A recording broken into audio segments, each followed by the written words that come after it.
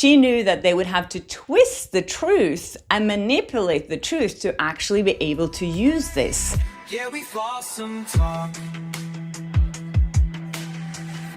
Hi and welcome to Flawsome Talk. I'm Sashti Floor, journalist, Hollywood truth teller, and your voice of reason in a town built on delusion. First of all, thanks for all the feedback from the video I posted yesterday when I went through the recording of Claire Ayoub and Steve Sarowitz.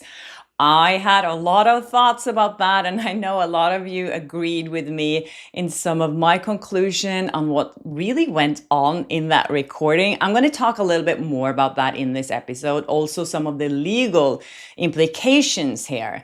And in the middle of this, Blake is posting things on her Instagram story about DV. Like now she really cares about that. She didn't care about it a year ago while she was promoting It Ends With Us. But now all of a sudden, Blake Lively is teaching us a thing or two about DV. And she's also working really hard to get picked up by the press. They've done some stories about her outings lately. It's all so embarrassing. I'm a little surprised that the media hasn't picked up on this recording yet, except from TMZ. And you won't believe the angle they chose to write this article. I've just lost all respect that I ever had for TMZ. And in the middle of all of this, Colleen Hoover is premiering her new movie, Forgetting You, and she just announced she's not going to show up at the premiere or do any promotion for the film. Also, we have to talk about this interview that Kutcher just did, where he complained about his good looks and how it has really been a problem for him in Hollywood. Okay, so let's talk a little bit more about this recording that we went through yesterday. So there's been a lot of speculations around, is this recording illegal? Was she in a state where it was a one consent or two consent state, meaning that both parties in the conversation needs to know that it's being recorded? I think at this point we think that she was maybe in New York and he was in Illinois. So he was in a two consent state. It's a little bit complicated and kind of ridiculous because if you are from a one consent state, you can call someone from a two consent state.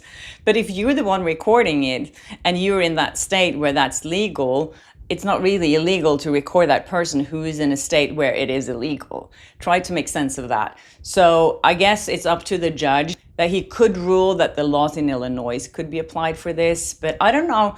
I don't know if it ever will come to that unless Baldoni's team wants this recording to get tossed out completely and say, you know, this was illegally obtained. I don't know. I don't know if that's so interesting at this point. What I find interesting here that I didn't really touch upon yesterday is what went on in that conversation that they could use, potentially use legally. And the thing is, Blake is using this as evidence that there was a smear campaign that Steve Sarowitz was bankrolling, a smear campaign against her. And nowhere in this conversation is there any talk about Steve Sarowitz or the Wayfarer Party smearing Blake. The only thing they're saying in this conversation, or he's saying, is that he will protect the studio. Legally, they're talking about lawyers, and there's nothing illegal about defending yourself when someone's attacking you. So basically, there's nothing here legally that Blake's team can take advantage of because there's no evidence here. So when you take that into consideration and then think about the fact that Claire actually gave this to Blake, she must have known that there is nothing in here. And that is where I have the biggest issue with what Claire actually did, because she gave this knowing that it couldn't really be used as evidence unless it was cherry-picked and taken out of context. She knew that they would have to twist the truth and manipulate the truth to actually be able to use this. And that's what they did. And that's why I have such a major issue with this whole thing. Now we know that Claire gave this willingly to Blake's team for them to manipulate it. And she knew that, and she still did that. She still threw Steve Sarowitz under the bus because she knew that those quotes would be picked up by the media. And she knew what a private person Steve is and how he doesn't want any attention on him. They even talk about this in that recording. He's saying, you know, no one really knows who I am. But Claire made sure that people knew who he was because she leaked this recording to Blake's team, and then the media ate it up. And Steve Sarowitz seemed like a terrible person, the way he was portrayed in the media, that could say such horrible things about Blake and Ryan, you know, that entire quote that was picked up everywhere. So for me to know that Claire willingly gave this up to throw a man under the bus that she knew had supported her financially, and you can hear it throughout this entire recording, how he is trying to help her promote her movie. He's so supportive. And the fact that she did what she did to me is just so despicable. And then I read one of you guys' comment here saying that, was the recording done before or after Jennifer Abel's phone data was stolen? I didn't think about that. Good point. So Jennifer Abel's phone was taken from her on August 21st. This recording was done on August 29th. That's what the recording is marked as. I think that's the date that it was done. So at this point, Blake's team might have already had access to Jennifer Abel's phone. We know that they issued a subpoena through that Van Zandt company to get hold of it legally.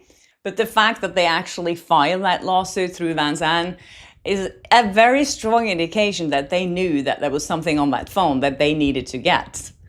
And if they already had that phone a week before this conversation took place, I think we could speculate that Claire Ayoub was already in contact with Blake's team. Who knows how that happened? Maybe Blake's team was like, okay, let's find other people that has worked with Baldoni or is working with him right now. It's not that hard to find another Wayfarer production and reach out to them and say, hey, we're having all these issues. Maybe you could help us out. Could you get some evidence for us? For example, allegedly, I'm just saying that this is pure speculation, but it is possible. And that actually makes a lot more sense to me of why Claire would choose to give this recording to Blake's team. Because if she had already agreed to give it to them, it didn't really matter so much what was in that conversation. If she agreed to give it to them afterwards and she knew that they would have to twist the truth to use it, I think that makes it look even worse on her. I think if she either spoke to them beforehand or she didn't have any contact with Blake's team before she did this recording, it makes her a terrible person anyways. But I do think it's quite interesting that they already had that phone at this point when this recording took place. Let me know what you guys think.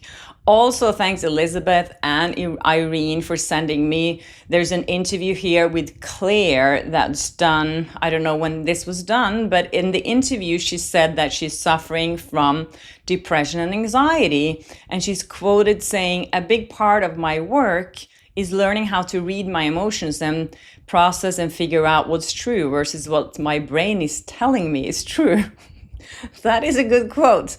So she doesn't always know where the truth lays here, what her brain is telling her. And she said, I've learned to say, I don't have the energy for this original deadline. My depression has gotten worse. So first of all, I have to say, if people are suffering from depression, that's terrible. And I really have sympathy for that. But it could also explain why her and Baldoni might have had some friction on the set, if that ever happened, because if she can't keep her deadlines and he's the producer of the movie, that's really stressful for him. And I understand that you can kind of snap if that happens. The worst thing is to work with people who can't deliver and they're saying that they can deliver and there's so much money at stake here. So if anything like that happened, I totally get it. But I think the interesting thing here is to say, for her to say that a big part of my work is learning how to read my emotions and process and figure out what's true versus what my brain is telling me is true. Maybe her brain was telling her that Blake Lively was SH'd on that set and she wanted to help. That's the only explanation I can find here. that Claire could use to defend herself from what she did. But yeah. Anyway, someone was trying to prank me or prank Claire. I don't know who they were trying to prank. I thought this was quite funny.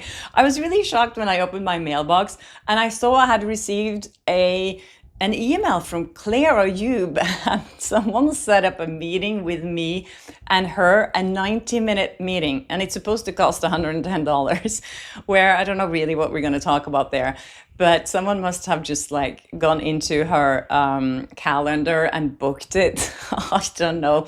Maybe I should agree to it. Let me know what you guys think. I think Claire is going to be a little surprised if she sees me showing up on her next Zoom call. Anyways, in the middle of all of this, Blake Lively started to care about DV. It's so obvious what she's doing. So she did this whole carousel on her story about how you can get support and how it's important to talk to someone.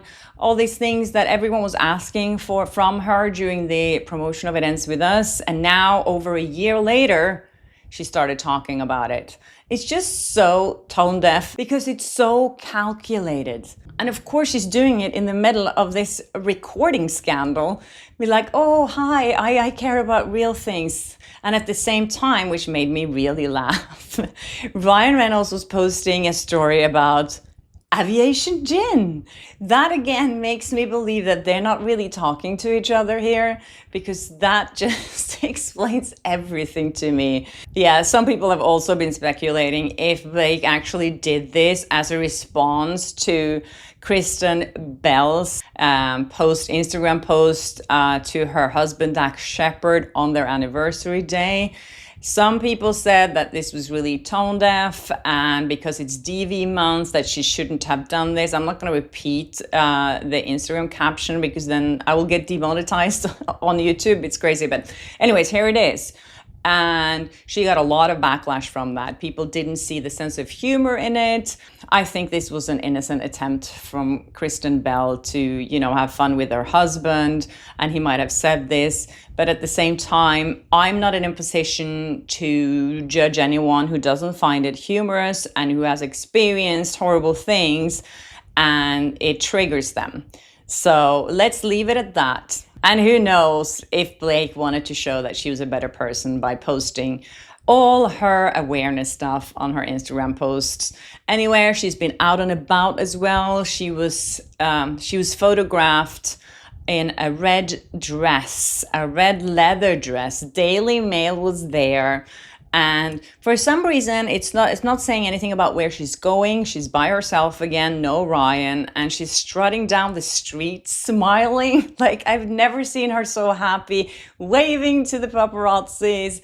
And Daily Mail is writing about it in a sense that 3 times in the first section of this article, they mention that she does not have a bra on. It's so obvious to me that she called the paparazzi to come and take pictures of her. It says here that Blake Lively didn't appear fazed by her ongoing legal battle with Justin Baldoni when she stepped out in New York City on Monday. The 38-year-old actress flashed a winning smile while drawing attention as she went bra-free in a burgundy corseted leather ensemble. And then they're saying it again. She went bra-free in the long-sleeve top which featured a pointy collar. And she completed her look with burgundy quilted Chanel bag. And then the day before that, they did an article about Blake being on Broadway. And she took photos with the whole ensemble of the Hamilton musical. She was there with her sister. So you could see her in the background of all the photos. So no Ryan again. Just saying, she's out there on her own, not shying away from any opportunity of taking selfies with other people. So it looks like she has more friends than her sister Robin. Anyways, thank you for sending me this, Neri. This was interesting because the other day, Blake posted a video of her niece and Blake Brown, promoting Blake Brown, and she was showing this video, how she did her niece's hair in front of all these people. And Neri here pointed out that that video was posted on Blake Brown over 2.5 months ago. So that's not something that happened recently. So she is recycling things now to pretend that she's being really busy. That's how I read this anyway. I feel like right now she just needs to create content constantly because she wants the media to pick up these headlines so that they can drown the headlines of all the stuff going on legally with her. So yeah, something to notice that some of these things that she's posting now as being like, oh, this just happened today, might have happened months ago. Or maybe even years ago, who knows? So TMZ picked up the story and they were saying that Justin Baldoni's studio Honcho calls Blake Lively accusations manufactured in recorded phone call. Okay, I get the headline here, but then what they're saying next is what really pissed me off. They're saying there's a new audio recording in the Justin Baldoni Blake Lively saga, and it reveals Justin's business partner trashing Blake's allegations of inappropriate behavior during a secretly recorded phone call. Trashing her allegations? How can they use that word to describe anything that happened in that phone call? He was not being disrespectful to Blake or Ryan once. He never said a bad word about them. The only thing he said in that phone call about Blake was that she had forgotten how to be nice. And all the other people that he worked with were nice people. And he also said that he would protect the studio from whatever comes their way. And now TMZ is saying that he's trashing her allegations because he said that they were manufactured. Yeah, TMZ, not cool, as usual.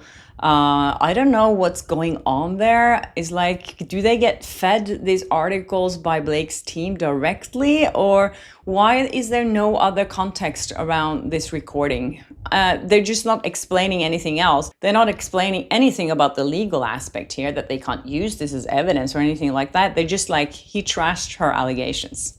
Anyways, thank you, Glenn, for sending me this. I missed this. So Colleen Hoover's new movie is coming out now. It's called Regretting You, and it's featuring McKenna Grace, Mason Thames, Allison Williams, Dave Franco, Scott Eastwood, Willa Fitzgerald. Yeah, great cast. But guess what?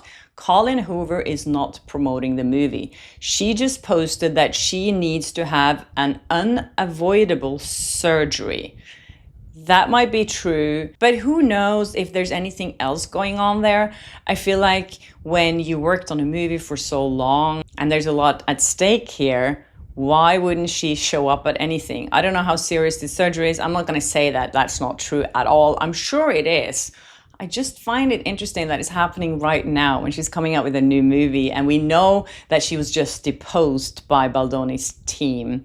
So I think she doesn't really want to be out there. She doesn't want to do interviews for this movie because I'm sure she thinks that there are going to be questions about her last movie, It Ends With Us, a year ago, and she doesn't really want that. Anyways, I just had to laugh when I saw this story about Ashton Kutcher, and now he's complaining that his good looks has gotten in the way of him getting roles in Hollywood, and apparently Hollywood is laughing about it.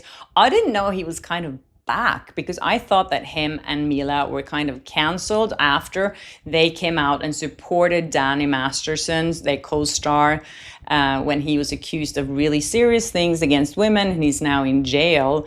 And also Ashton Kutcher was connected to P. Diddy, and there were a lot of stuff coming out about him from Demi Moore's book, where she said that he forced her into doing things that she didn't really feel comfortable doing.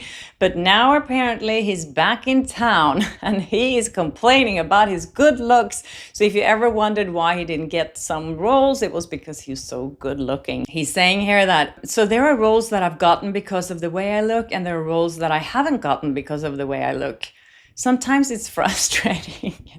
I feel like that's a part of being an actor, that you get roles because of the way you look. They're looking for a specific look for this role. You're playing a certain person and you need to look like that person you're playing. And he added that he feels he has missed out on weighty roles where the characters is down on their luck because of his looks. Apparently, according to Rob Shooter here, he's on his blog, he says that the industry is laughing about this. And an insider told him that the industry or Tinseltown is howling with laughter. Ashton saying beauty held him back is like Barbie complaining she's too blonde. Jokes one producer. He didn't get cast because he's Daniel Day-Lewis. No, it was because he's handsome. Yeah. After modeling for Calvin Klein, Kutcher shot to fame on that 70s show and in rom-coms like Just Married. His dramatic turns like Jobs flopped. Yeah, he did actually do a pretty good job playing Steve Jobs. He's charming, not Shakespearean, laughs a casting director. He was hired to flirt, not brood. Or as one insider summed it up, if being gorgeous is a curse, Ashton's been cursed and cashing checks for 25 years. Yes, I don't have much sympathy for people that are complaining that they're looking too good. It's really easy to not look great if you don't want to. You can just gain a lot of weight and not care about your appearance, and then maybe he could get more roles like that. But anyways, that's it for me today. I'm gonna go and play tennis now. I'm so excited. It's great weather here in LA and I love being outdoors when I can. So anyways, if you haven't subscribed yet, please do, and hit the notification bell so you don't miss an episode of Flawsome Talk. And like, share, comment, all that good stuff. And if you want to join the Flawsome team, you can join by clicking join under this video and support my channel. And yes, I'll see you tomorrow. Yeah, we Bye. Flawsome Talk.